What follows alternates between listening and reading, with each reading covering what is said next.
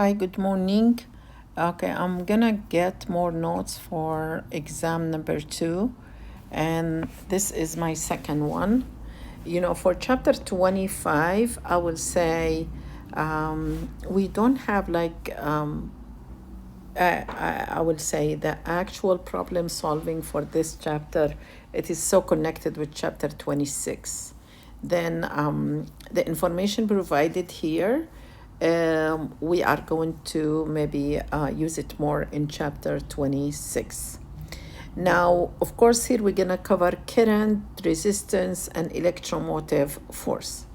Okay, I'm going to go over first like the current. The current can be calculated using any of these three equations. The first one, it is I equals dq over dt. Then it's going to be like the total charge divided by time. And of course, the units, they are coulomb per second or amperes for the current in all the cases.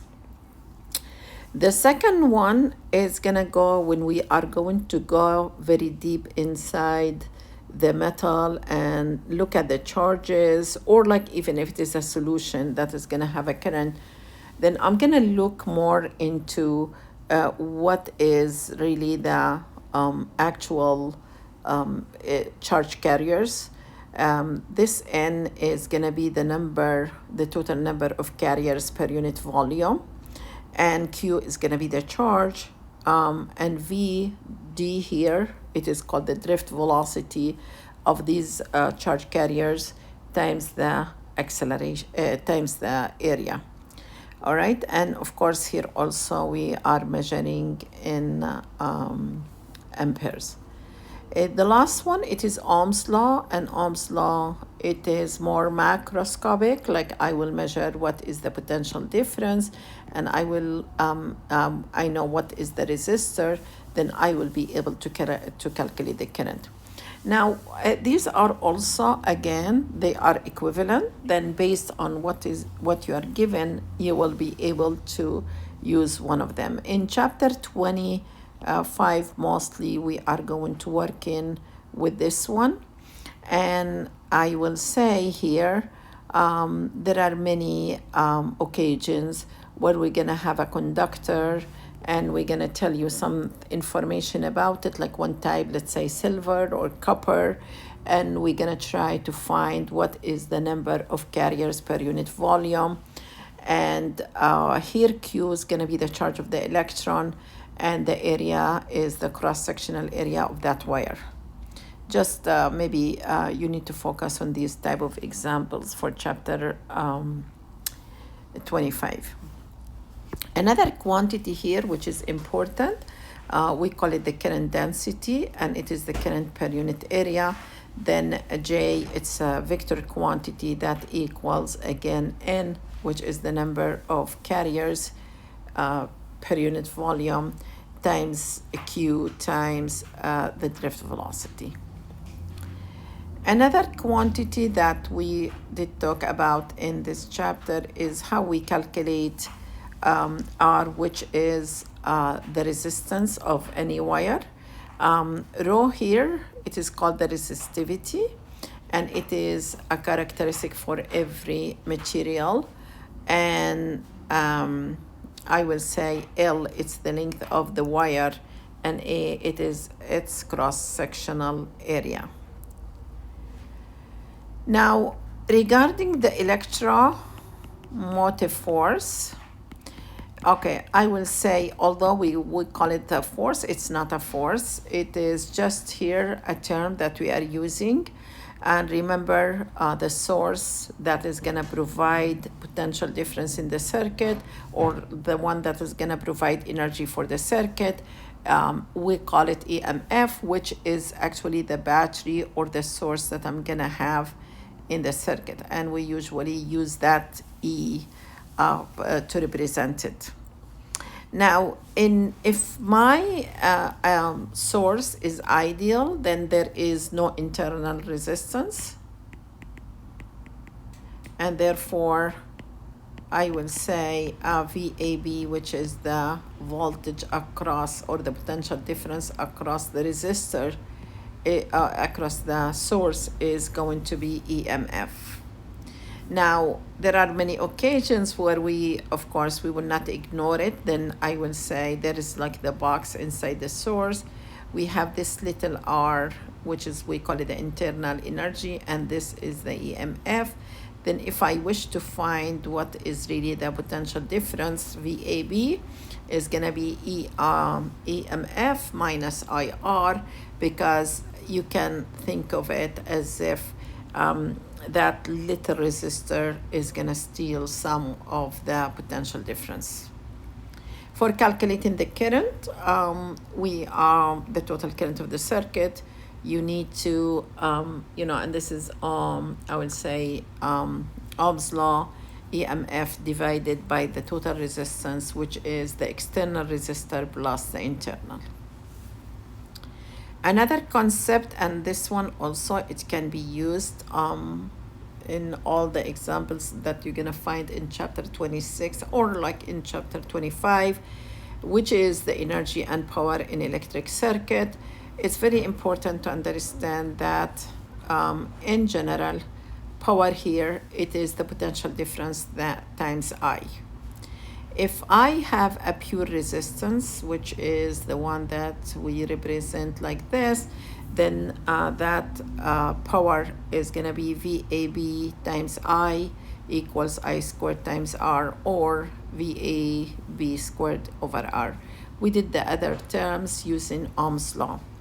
Now, one of the things also I want to remind you that energy is power times time, because sometimes we might ask about the energy delivered or like consumed. Then you need to multiply power times time. Now, if we are talking about the power output of a source, it's easier to use this term here. And we know that VAB from the previous, it is EMF minus IR. Then we will end up with this term for the source, which is the battery that is provided. Okay, this is for chapter 25. Now I'm gonna move to this next one, which is about chapter 26, which is one of the main chapters that we're gonna have, like I would say, more connected problems. First, we, of course, here in general, we are going to study circuits, and these circuits, they can be represented as like, DC circuit. DC circuit means that this potential difference that is provided here, it's not changing over time. It's not changing direction. It's not changing, I will say, magnitude. Okay, and we might have a switch and a resistor. This is a switch, and this is a resistor. We might also add sometimes an internal resistance. But something that we need to know, anytime I'm going to talk about circuits, I should have a closed path like this.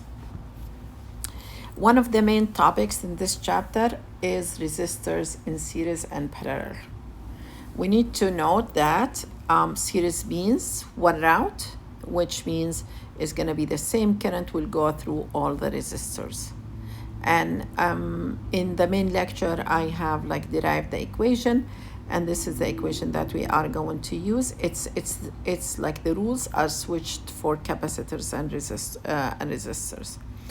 R equivalent here, it is R1 plus R2 you add. Then when you are adding more resistors to the circuit, you are making the total resistance of the circuit, or the R equivalent, larger and larger, and therefore the current will decrease.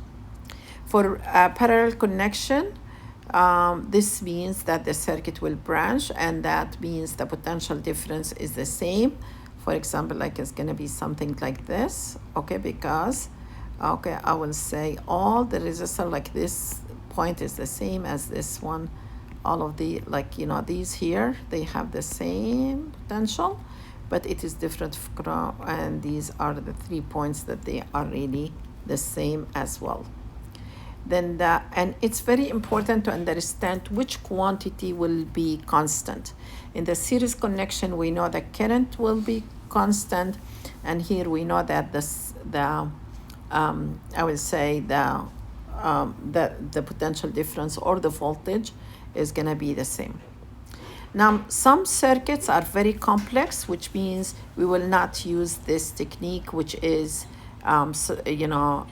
resistors in series or in parallel, and therefore we're gonna use Kirchhoff's rules or laws, and we're gonna I did demonstrate that, and we're gonna do one of the labs, but also I will have a brief example in here. Now, one of the things I want to focus here is how to calculate the equivalent resistance and potential differences and currents. And here I am, just using this example here because it has 10 resistors. And I will assume that the EMF here, it is 28.2 volts, just to show you how we're going to work on, very similar to when we did capacitors and we did calculate the charge on each capacitor and the potential difference. Okay, the first thing I like always to use is to label, I labeled this one R1, this is R2, R3, R4, R5, R6, R7, R8, R9, and 10. Now, there are here some of the resistors that I can actually group, all right? Then these here, if you look, you can group these because they are in series. These are two also in parallel. These are really in parallel, and after I will calculate them, this one will be in series with this one, and then I'm gonna have this one, and the resulting, these are all, they're gonna be in parallel. The first thing I'm gonna do also, I can add this one, R8, I can also add it to this. Okay, let me see what my pen is not writing. All right, then I can, add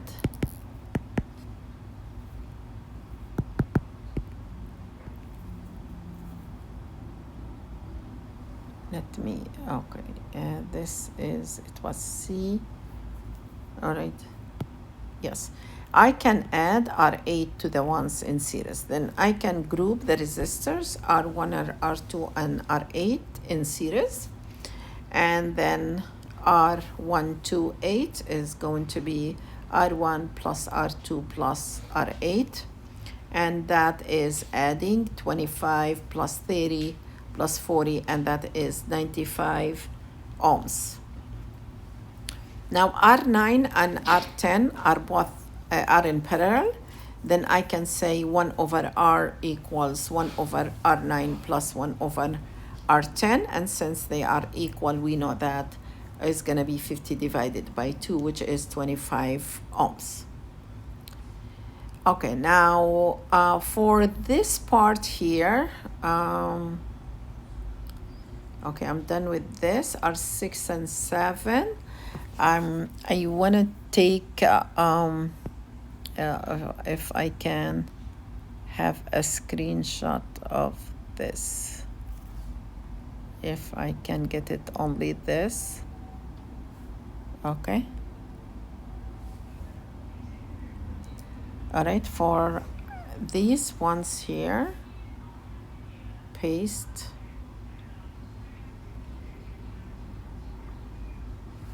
Oh, no, not here.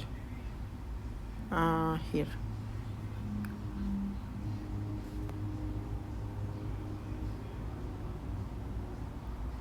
Now, if you look at these two here, R6 and R7 are in parallel, and then I will be able to say 1 over R6, 7. It is 1 over R6 plus 1 over R7, and it's the same. It's going to be 10 ohms because they are equal in magnitude. After I also, like, I can go back here. These two, they are going to add to 10, and then 10 plus 10 is going to be 20. Then I can replace 5, 6, and 7 with 20. All right, then this is here are 5, 6, 7, which means the equivalence from 5, 6, and 7. Then here, this 25, this is 15, this is 20. I can say now that R, yeah, here I did that. Now then after that I can say R3, R4, and R5, 6, 7 are in parallel. And I did that, and I did find that the equivalent, it is gonna be 6.37. Then my circuit is going to be, I think I did a mistake here. This was 95. No, okay, 40, 70, yeah. I did write here 90. Yeah, there is a mistake here. What is it? Yeah, this one is 95. Not, it's not. Okay, this one. It is 95. Anyway, but let's assume it's 90 so that we will not change the, it doesn't matter, you know, like for me here, like I'm not looking for the answers, I'm looking at the procedure. Our equivalent is gonna be, now I have this 95 or 90 plus this one plus this one. All of them are really in series. Then I'm gonna just add them, and my total, it's gonna be 121.4 ohms. And I will be able to calculate what is really the total current of the circuit, which is 0.233. All right, and by dividing what's the EMF divided by R equivalent. Now, in order for me to, I will say, to just show you some of the work, I can work backward in order to find, for example, what is really the, the potential difference across this resistor here, which is the equivalence of 1, 2, and 8. Just I know the total current, and the total current is gonna go through this resistor, then it's gonna be the value of that 90 times 0.233, then this is gonna be 21 volts. I can also calculate what is really the potential difference here, and that is 1.48.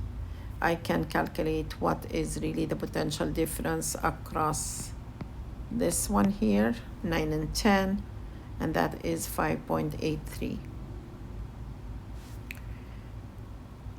Also, I can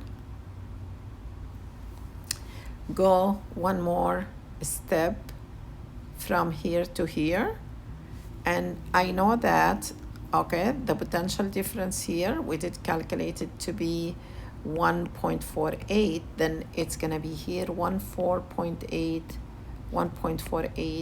all right? And therefore, I can calculate the current through R3 as the 1.48 divided by 25. I can also calculate I4, which is 1.48 divided by 15 to get the current. I can also get the current for the 5, 6, 7 when it is combined, and that is going to be 0.074. And if I added all the currents, they should be the same. Then just here, I'm trying to maybe just show you how we're going to work on these using just now simple equations for what is called series parallel, right? Thank you.